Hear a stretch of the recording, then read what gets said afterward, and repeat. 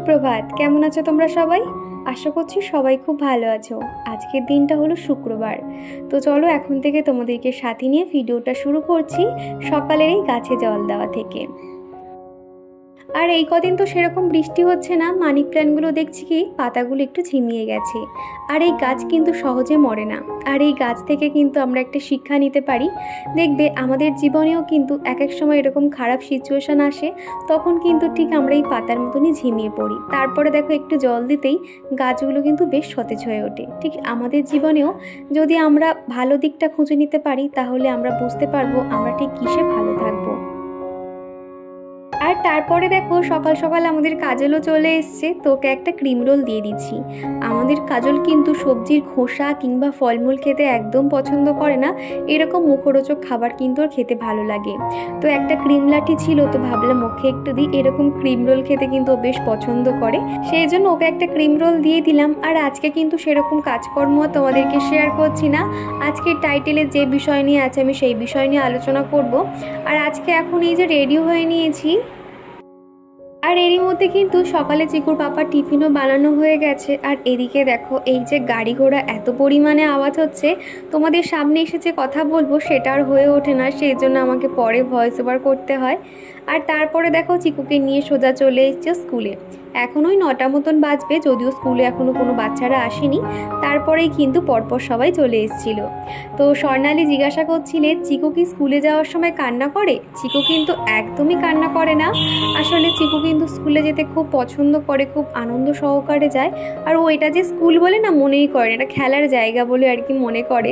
এখানে কিন্তু সবার সঙ্গে খুব আনন্দ করে। এখানে যে 10-12 জন স্টুডেন্ট থাকে, সবার থেকে কিন্তু চিকু সব থেকে বদমাইশ। মানে কিছু কিছু বাচ্চার মায়েরা কিংবা আন্টিরাও কিন্তু চিকুর এই বদমাইশি দেখে অবাক হয়। আসলে চিকু সারাদিন বাড়িতে একা থাকে, তো সবাইকে পেয়ে কিন্তু ভীষণ বদমাইশি এবং আনন্দ দুটোই করতে থাকে। আর এদিকে ম্যাডামের যেহেতু হাঁটুতে ব্যথা, সেই জন্য উনি নিচে বসতে পারে না, ওই একটা একটা করে বাচ্চা ওনার কাছে গিয়ে লিখে নেয় আর কি।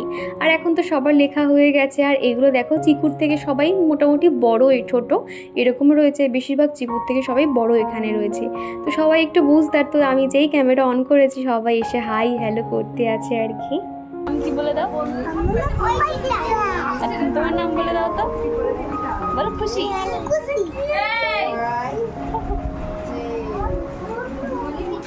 তোমাদের সঙ্গে আবারও দেখা হচ্ছে সেই সন্ধেবেলা। একটুখানি আমরা বাইরে বেরিয়েছিলাম। আজকে যেহেতু শুক্রবার, কালকে তো শনিবার গণেশ পুজো রয়েছে, সেই জন্য ঠাকুরের জন্য কয়েকটা জিনিসপত্র কিনতে গেছিলাম। তো এখানে ঠাকুরের জামা হলুদ একটা কিনেছি, আর একটা আসন কিনেছি। গণেশ ঠাকুরের কিন্তু প্রিয় রং হলো হলুদ কালার, সেই জন্য হলুদ কালার নিয়েছি। আর একটা দেখো লাল কালারের মালা নিয়েছি। আমার ঠাকুরটা যেহেতু মাটির ঠাকুর, আমার ইচ্ছে হলো যে আমার গণেশজিকে একটু জামা পরাবো, সেই কারণে আর কি। আর এখানে দেখো হলুদ একটা মোমবাতি নিয়ে নিয়েছি। আর ওনার যেহেতু লাল হলুদ কালার পছন্দ, সেই জন্য এগুলো একটু ম্যাচিং করে নিয়েছি। সাথে এরকম তিলের নাড়ু নিয়েছি, আর নারকেল নাড়ুর প্যাকেট না এরকম বিক্রি হচ্ছিল, কয়েকটা নিয়েছি। আর মোটামুটি অনেক কিছুই কিনেছিলাম, মলি সুতো, তারপর মেটে সিঁদুর, পদ্ম ফুল, গোলাপ ফুল, মোটামুটি গণেশজি যা যা পছন্দ করে সমস্ত কিছুই নিয়েছি। আসলে গণেশ পুজো করতে আমি জানি না কেন আমার ভালো লাগে। আসলে আমাদের বাড়িতে কিন্তু কেউ কখনো গণেশ পুজো করেনি। আমার যেন একটা নিজের মধ্যে একটা মনে হলো যে না আমি গণেশ পুজো করব।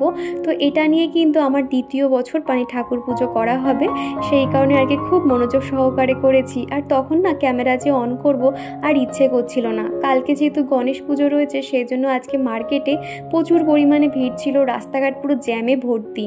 আর চিকুকে নিয়েই যেহেতু আমাকে সমস্তটা করতে হচ্ছিল, সেই কারণে ভাবলাম কোথায় ফোনটা হারিয়ে ফেলবো, সেই জন্য আমি আর সাহস পাইনি। তো বাড়িতে এসে প্রত্যেকটা দেখাচ্ছি। আর তারপরে আমার কয়েকটা কসমেটিক্স জিনিসও কিনতে হতো। একটা সানস্ক্রিন নিয়েছি, আর একটা ফেস ওয়াশ নিয়েছি। আমি কিন্তু ওশিয়া হার্বালের প্রোডাক্ট ব্যবহার করছি প্রায় 6-7 মাস হয়ে গেল। আমি কিন্তু ভীষণ ভালো একটা রেজাল্ট পেয়েছি। আর এই চারকোল ফেস ওয়াশটা দেখবে মুখে দিলে না একটা মুখের মধ্যে ঠান্ডা ফিল হয়, ভীষণ ভালো একটা প্রোডাক্ট, তোমরা কিন্তু ব্যবহার করতে পারো। আর সানস্ক্রিন কিন্তু এখানে আমি একটা নিয়েছি SPF-এর 45, ভীষণ ভালো। এটা দিলে কিন্তু স্কিনটা খুব ভালো গ্লো করে। এর উপরে কোনো কম্প্যাক্ট পাউডার কিচ্ছু লাগাতে হবে না, তোমরা চাইলেও লাগাতে পারো। একটু আগে আর কি বাড়ি ফিরলাম, আর আজকে দোকানে গেছিলাম। কালকে যেহেতু মানে গণেশ পুজো রয়েছে, এত পরিমাণে ভিড় হয়েছে না রাস্তাঘাটে, কি বলবো।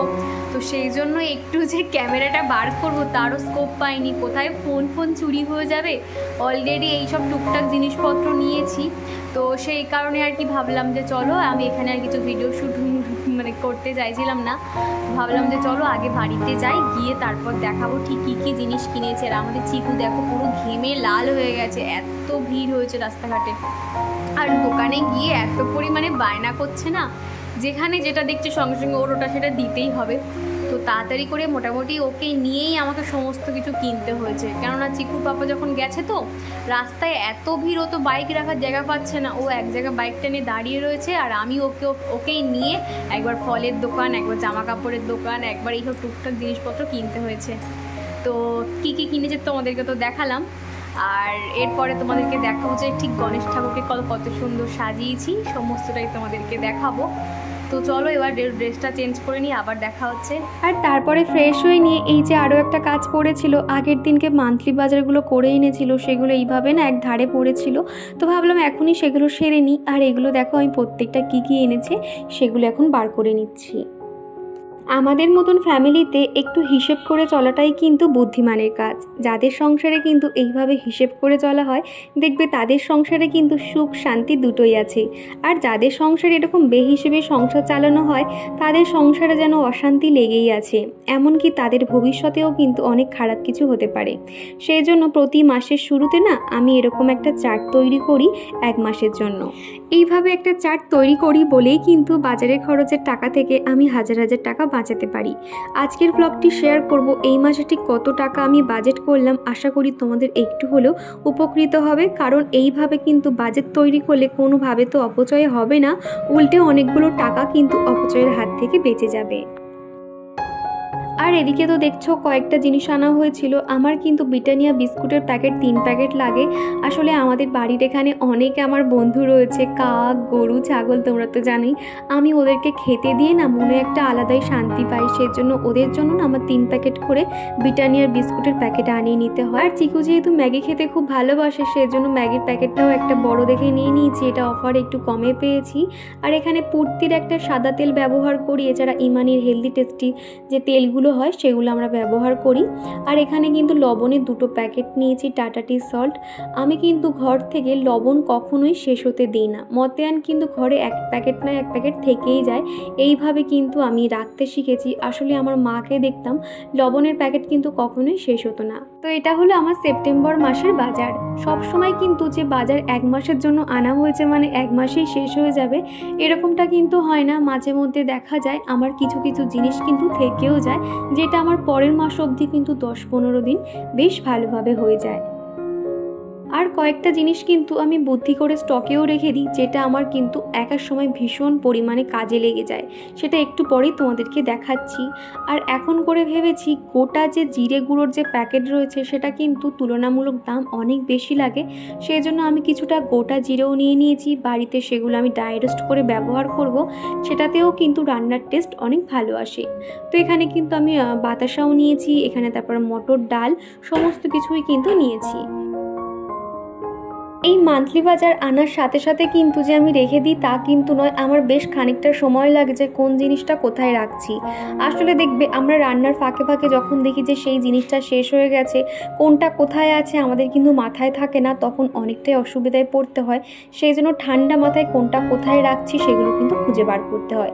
যেমন ধরো এই বালতিটাতে দেখো এই মাসে কিন্তু আগের মাসে কয়েকটা কয়েকটা জিনিস আমার বেঁচে গেছে, যেমন ধরো খানিকটা চাউমিন, তারপর পাস্তা, এগুলো বেঁচে গেছে, একটা ছোট ম্যাগির প্যাকেট, সাবান, এগুলো কিন্তু থেকে গেছে। তোমরা দেখতে পাচ্ছ এগুলো হিসেব করে চলেছি বলেই কিন্তু এগুলোকে আমি খানিকটা রাখতে পেরেছি। এগুলো কিন্তু আমি এই কন্টেনারের মধ্যে রাখি। আর এই যে আরও একটা কন্টেনার, এখানে দেখছো স্কচ ব্রাইটগুলো, এগুলো কিন্তু মা যখন এনেছিল, আমাদের এখানে কি হয় একটা করে স্কচ ব্রাইট 10 টাকা করে নেয়, সবুজ কালার, সেগুলো কিন্তু অতটা একদমই ভালো হয় না, 2-1টা বাসন মাজার সাথে সাথেই কিন্তু সেইগুলো খুব নরম হয়ে যায়। আর এই মোটা স্কচ ব্রাইটগুলো এত ভালো না, অনেক দিন পর্যন্ত কিন্তু সুন্দরভাবে বাসন মাজাও যায়। তো এরকম 3টে স্কচ ব্রাইট থাকলে কিন্তু খুব ভালোভাবে তোমার 5 থেকে 6 মাস কিন্তু মাজা যাবে। তারপরে দেখো ভীম বার সাবান যেরকম 10 টাকা, এরকম পতঞ্জলির যে সাবান আছে সেটাও কিন্তু 10 টাকা। আর এতে কি হয়, এঁঠো বাসনে যে একটা গন্ধ থাকে, এই সাবানটা ব্যবহার করলে কিন্তু কোনো রকম গন্ধ থাকে না। এই জিনিসগুলো না আমার কিন্তু কোনো আইডিয়া ছিল না। আমি নিজের সাংসারিক জীবন থেকে যতটুকু অভিজ্ঞতা অর্জন করেছি সেগুলোই কিন্তু তোমাদেরকে শেয়ার করছি। আর এই যে বালতিটা দেখছো, এই বালতিটা কিন্তু আমার মাসের শেষের দিকে লাগে। যেমন এর মধ্যে রয়েছে কর্নফ্লাওয়ার পাউডার, এটা একটা বড় প্যাকেট করে রাখা ছিল, এটা কিন্তু খুব একটা লাগে না। আর তার ঠিক নিচেই দেখো আমি কি পরিমাণে তেল স্টকে রেখেছি। দেখবে এক এক সময় তেলের দাম কিন্তু এত পরিমাণে বেড়ে যায়, তখন কিন্তু আমাদের হুট করে একটা হিসেবের বাইরে যেতে হয়। সেই জন্য কি করেছি, কয়েকটা তেল কিন্তু আমি এরকম হিসেব করে স্টকে রেখে দিয়েছি। দেখো এগুলো কিন্তু চিকুর পাপা কিন্তু জানে না যে এতটা তেল আমি এরকম জমিয়ে রেখেছি।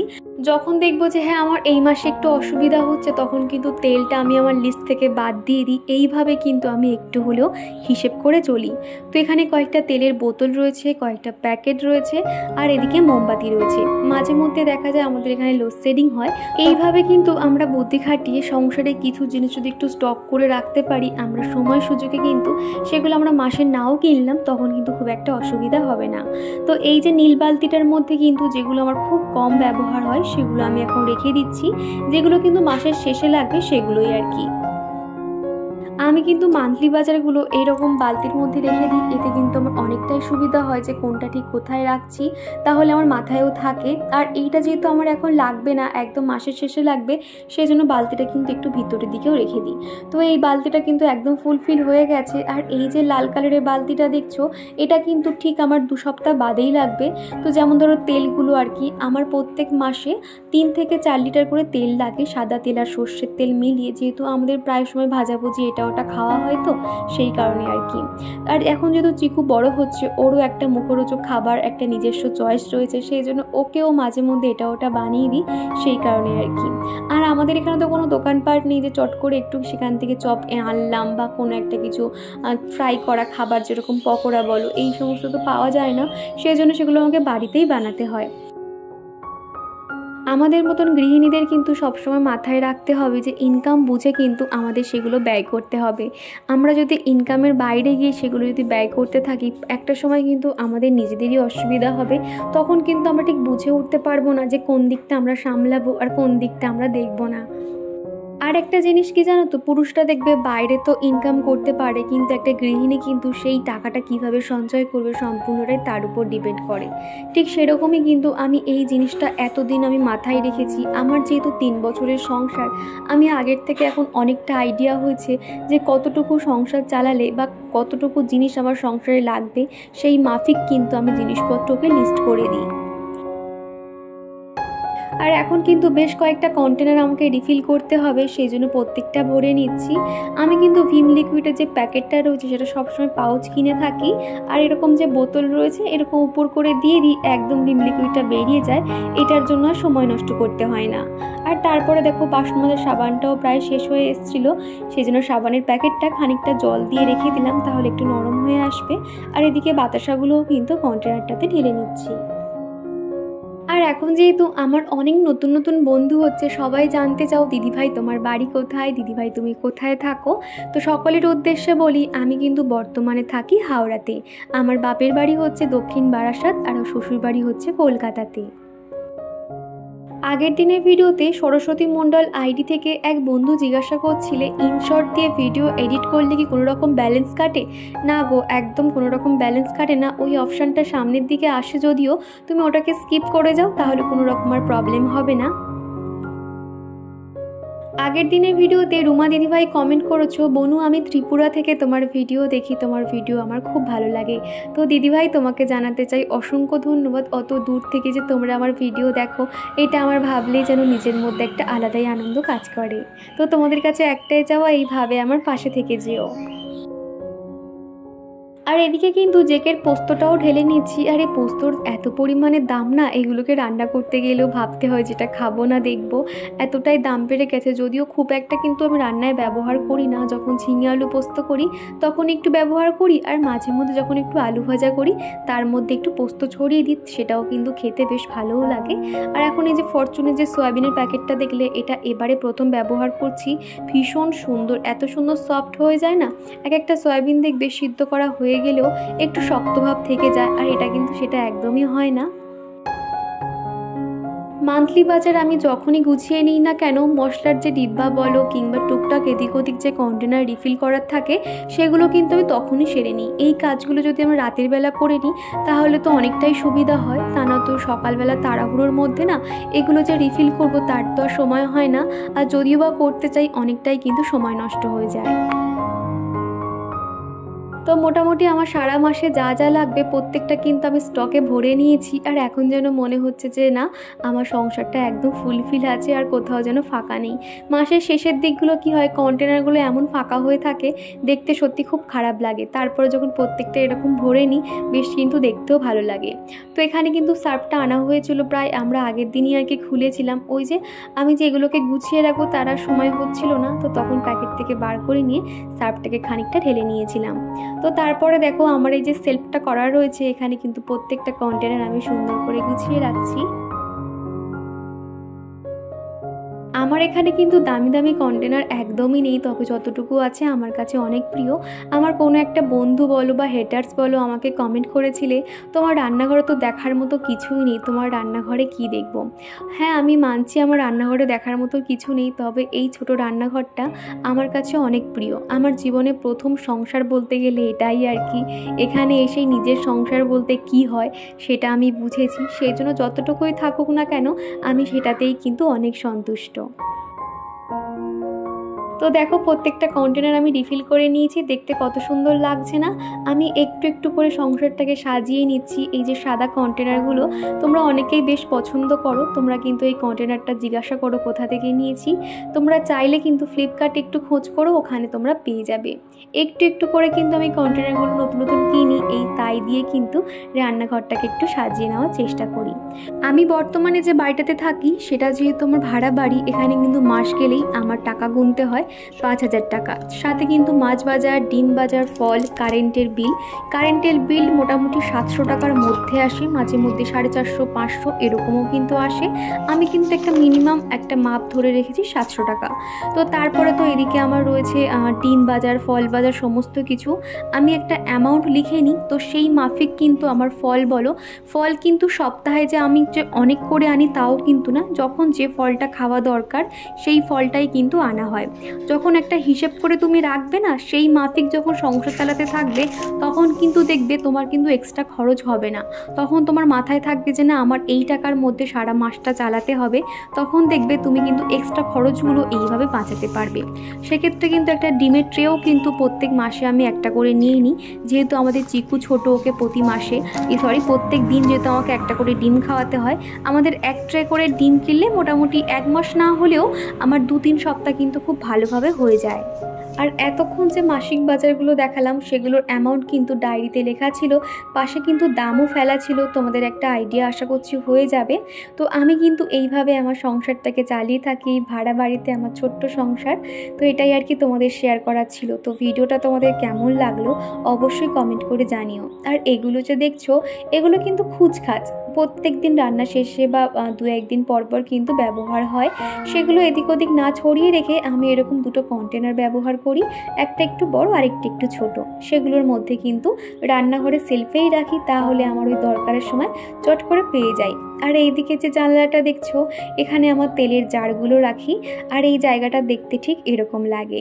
তো এই ছিল আমার ছোট্ট একটা সংসারের গল্প, সংসারের হিসেব বলো। তো আজকের ভিডিওটা তোমাদের যদি একটু উপকৃত হয় তো আমাকে অবশ্যই কমেন্টের মাধ্যমে জানিও। ভিডিওটা কেমন লাগলো অবশ্যই জানিও। তো চলো টাটা, আবারও দেখা হবে।